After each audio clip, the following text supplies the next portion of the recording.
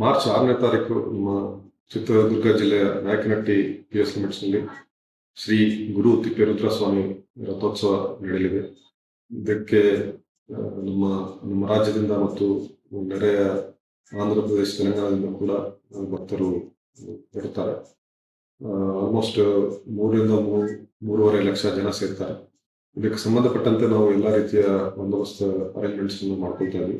ಶ್ರೀ ಗುರು ತಿಪ್ಪೇರುದ್ರಸ್ವಾಮಿ ಜಾತ್ರೆ ಸಂದರ್ಭದಲ್ಲಿ supreme court ನಿರ್ದೇಶನದಂತೆ ಯಾವುದೇ ಪ್ರಾಣಿ ಬಲಿ ಆಗಬಾರ್ದು. ಅದಕ್ಕೆ ಕೂಡ ನಾವು ಕಟ್ಟುನಿಟ್ಟಿನ ಬಂದೋಬಸ್ತನ್ನು ಮಾಡಿದ್ವಿ. ಯಾರೇ ಕೂಡ ಆ ರೀತಿ ಕಾನೂನುಬಾಹಿರವಾಗಿ ಏನಾದರೂ ಪ್ರಾಣಿ ಬಲಿ ಮಾಡಿದರೆ ಅವ್ರ ಮೇಲೆ ಕ್ರಮ ಕೈಗೊಳ್ಳಲ್ಲ ನಾವು. ಸೊ ಈ ಬಂದೋಬಸ್ತ್ ಸಲುವಾಗಿ ನಾವು 800 ಜನ PC ಮತ್ತು SCಗಳನ್ನು ಮತ್ತು 96 ಜನ ASIಗಳನ್ನು, 46 ಜನ PSIಗಳನ್ನು, 18 ಜನ ಇನ್ಸ್ಪೆಕ್ಟರ್ಗಳನ್ನು ಮತ್ತು 7 ಜನ DSPs ಮತ್ತು ಒಬ್ಬ SP, ಒಬ್ಬ ಅಡಿಷನಲ್ SP ಸೇರಿದಂತೆ ಸಿವಿಲ್ ಪೊಲೀಸ್ ಡಿಪ್ಲಾಯ್ಮೆಂಟ್ ಅನ್ನು ಮಾಡ್ಕೊಳ್ತಾ ಇದ್ವಿ.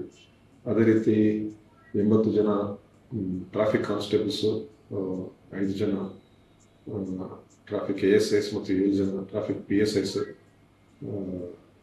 ಟ್ರಾಫಿಕ್ ನಿರ್ವಹಣೆಗೆ ನಾವು ಡಿಪ್ಲಾಯ್ಮೆಂಟ್ ಮಾಡ್ಕೊಳ್ತಾ ಇದ್ವಿ.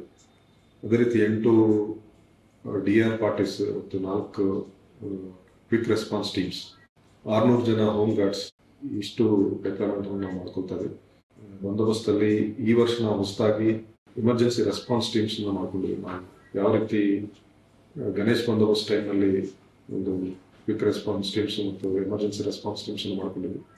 ಈ ನಾಯಕನಹಟ್ಟಿ ಜಾತ್ರೆಯಲ್ಲಿ ಕೂಡ ಅದನ್ನು ಇಂಪ್ಲಿಮೆಂಟ್ ಮಾಡ್ತಾ ಇದ್ವಿ. ಮತ್ತು ಒಟ್ಟಾರೆ ಒಂದು 60 CC ಕ್ಯಾಮ್ರಾಸ್ ಹಾಕೊಂಡಿದ್ವಿ. ಯಾವುದೇ ಪ್ರಾಪರ್ಟಿ ಅಫೆನ್ಸಸ್ ಆಗದಂಗೆ ಅದನ್ನು ನೋಡ್ಕೊಳ್ತೀವಿ. ಮತ್ತು ಎಲ್ಲ ಕಡೆ ಕೂಡ ಪಬ್ಲಿಕ್ ಅನೌನ್ಸ್ಮೆಂಟ್ ಸಿಸ್ಟಮ್ ಇರುತ್ತೆ. ಯಾರೇ ಮಕ್ಕಳು ಏನಾದರೂ ಪೇರೆಂಟ್ಸಿಂದ ಸಪ್ರೇಟ್ ಆದರೆ ಅವ್ರನ್ನ ಇಮಿಡಿಯೇಟ್ಲಿ ಫೈಂಡ್ ಔಟ್ ಮಾಡೋಕ್ಕೆ ನಾವು ಎಲ್ಲ ರೀತಿಯ ವ್ಯವಸ್ಥೆ ಮಾಡ್ಕೊಂಡಿದ್ವಿ. ಕ್ಯೂ ವ್ಯವಸ್ಥೆ ಕೂಡ ಈ ವರ್ಷ ಇನ್ನೂ